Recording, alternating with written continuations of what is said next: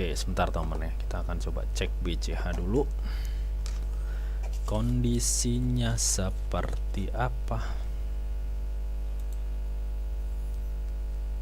Oke teman, sebentar.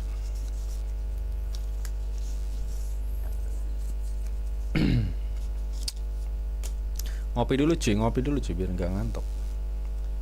BCH ya. Wow, BCH udah dipucuk men.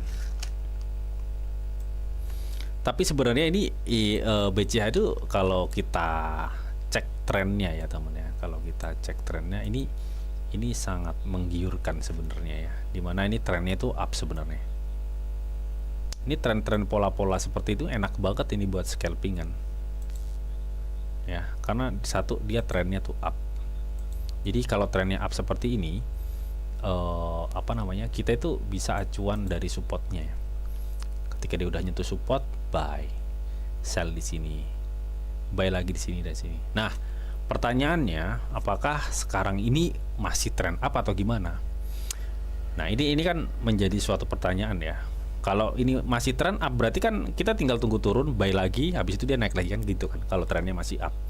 Nah, cuma di sini yang agak mengkhawatirkan, ini sudah ada triple ya, triple top. Tapi ini bukan yang satu ini belum jadi top ya teman. Ini belum, yang dua ini udah nih. Yang dua ini udah. Nah, ini tahu dah, ini nanti kalau misalkan pergantian candle baru dia akan konfirmasi top. Kalau memang dia konfirmasi top lagi nih di sini, berarti udah triple top. Udah itu waktunya down, berarti waktunya akan down turun lumayan gitu teman. Tapi kalau belum, ini masih ada chance untuk naik gitu. Nah, untuk melihat itu apakah ini nanti akan ada potensi naik lagi atau gimana, kita cek aja deh dari segi volume ya. Dari volumenya yang gue lihat sih ini masih bisa memungkinkan untuk BCH itu up ya, masih bisa kemungkinan up. Terus yang gue lihat juga ini dari segi stok RSI nya juga ini masih sangat memungkinkan ya, dia akan up sedikit lagi sepertinya ini. Ya paling nggak dia akan confirm di sini nih teman. Jadi ini nanti modelnya kayak gini nih. Nah, kayak gini. Ini kan masih di sini ya. Ini masih di sini kan. Ini akan ada up dikit lagi nih. Des, baru dia akan terjun gini. Ya, jadi seperti itu. Dan berarti ini nanti akan gimana, Bang? Sepertinya ini akan confirm untuk up lagi, teman. Berarti ini yang akan dituju ya. Sebentar. Kok nggak bisa di ini ya, teman? Nah, nih. Ini nih, gue penasaran dia akan ngebidik level sini nih sepertinya. Nih. Karena dia akan up sedikit lagi tuh, teman. Nah, gue pikir dia akan ngebidik area level kuning ini nih. Ini level kuning itu di mana? Di 646 sampai 650 ya. Jadi ini ada chance untuk dia naik segini nih di 646. Sekarang 629 soalnya.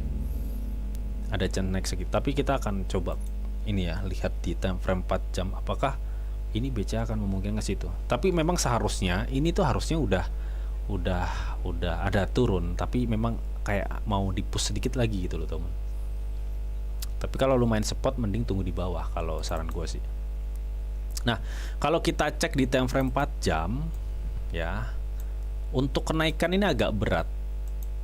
Kenapa seperti itu? Lu lihat demand-nya. Secara persentase udah turun. Terus untuk apa ini? Stok RSI juga udah di overbought ya.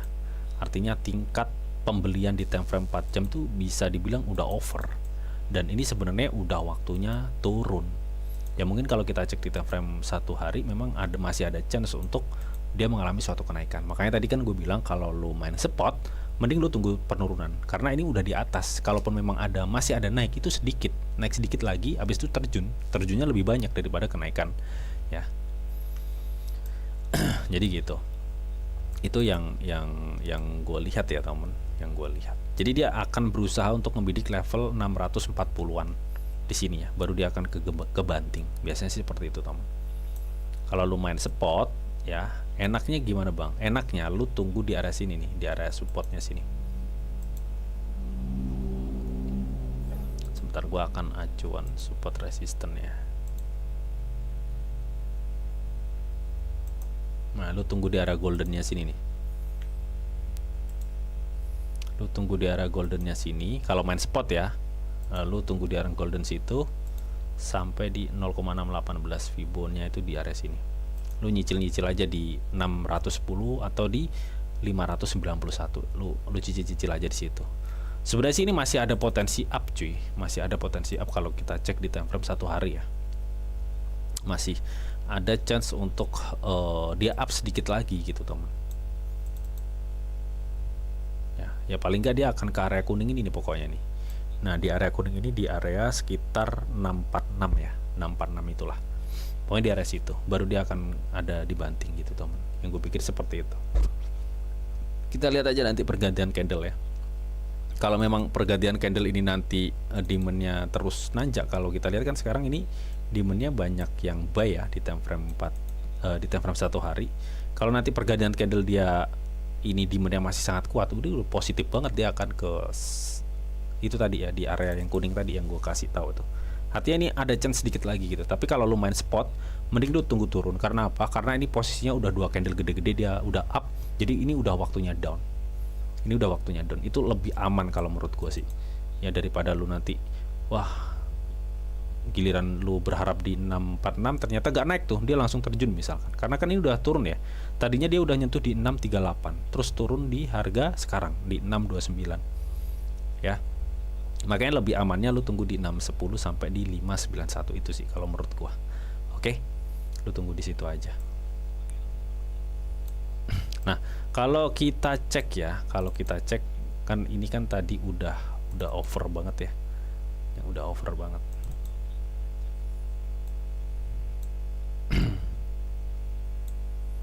Sebentar, ini BCH. Bentar, gue penasaran kalau tiba-tiba di dump gitu dia tuh kira-kira nyampe mana gitu teman. Karena ini kalau memang nanti tertekan dan ngebuat candle satu lagi ya, misalkan dia tertekan turun gitu, udah positif nih triple top. Sebentar, kalau itu nanti kita acuan spot area mana nih yang kita tunggu. Nah, ini nih golden, gue kasih tahu dulu ya goldennya di sini. Nah di area sini nih, sebentar, di area golden Fibo ya. Nah sebenarnya untuk area kuning yang di bawah ini teman, ini adalah area ketika market BCH ini udah confirm keluar dari trend up-nya ya. Trend up-nya itu yang mana? Trend up-nya itu yang garis kuning ini nih, garis kuning menanjak ini trend up. Jadi ketika ini nanti misalkan memang udah down ya, udah down dan dia breakdown area trend up-nya ini atau jalur dari trend up-nya ini, lu tunggu aja nanti di sekitar 562 karena potensinya ke situ. Tapi kalau dia belum mampu untuk nge-breakdown area trend up-nya ini, lu jangan berharap dia ke sini dulu ya. Karena banyak demand di area 591, 580 itu banyak demand. Jadi ini area ini bakal dituju ketika dia udah berhasil nge-breakdown area sini. Jadi artinya kalau ini area ini belum sampai ke breakdown, lu jangan berharap ke 564. Ya jadi itu ya teman maksud gua ya. Nah, area biru ini nih. Ya, kalau lu main spot tunggu aja di 610 sampai 591 ini.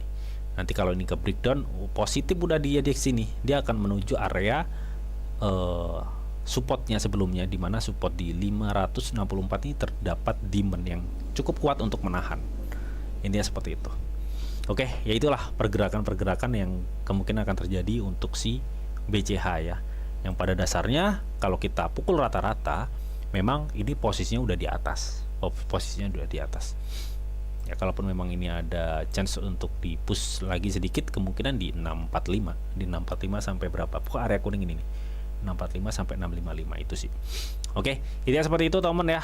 Oke, mungkin itu aja untuk price action dari BCH per USDT dan request dari Mas Fdian ya. Semoga informasi ini bisa menjawab seluruh pertanyaan-pertanyaan teman-teman yang udah request tadi ya. Dan thank you banget buat teman-teman yang udah hadir di acara live streaming ini, karena ini udah 1 jam. Thank you banget udah hadir di acara live streaming gua. Dan buat teman-teman yang belum masuk grup tele, silahkan masuk ya. Semua linknya udah gue siapin semua di kolom deskripsi di seluruh video gua, teman ya. Dan buat teman-teman yang suka video konten live streaming Patah-Patah Market Crypto, jangan lupa untuk support gua selalu ya, dengan cara like dan share di media sosial temen masing-masing. Dan buat teman-teman yang ingin support gue dengan buy kopi, kalian langsung aja klik link yang udah gue siapin di pinned chat di live streaming ini. Oke, thank you banget buat teman-teman semua. Dan tetap sebelum gue akhiri video ini, di sini ada disclaimer on dulu ya, bahwa untuk trading dan investasi di dunia cryptocurrency itu sifatnya sangat berbahaya atau sangat-sangat berisiko tinggi. Jadi bijaklah kalian nih dalam mengelola atau memanajemen keuangan kalian. Semua ya di cryptocurrency itu sangat berisiko. Jadi lu harus hati-hati, intinya seperti itulah ya teman ya. Karena ini gue belum udah sore banget ya, nggak berasa loh udah 5:30 ini cuy, belum mandi anjir. Oke, thank you banget ya teman, intinya thank you banget buat teman yang udah hadir teman ya. Oke, sebentar gue akan cek dulu yang di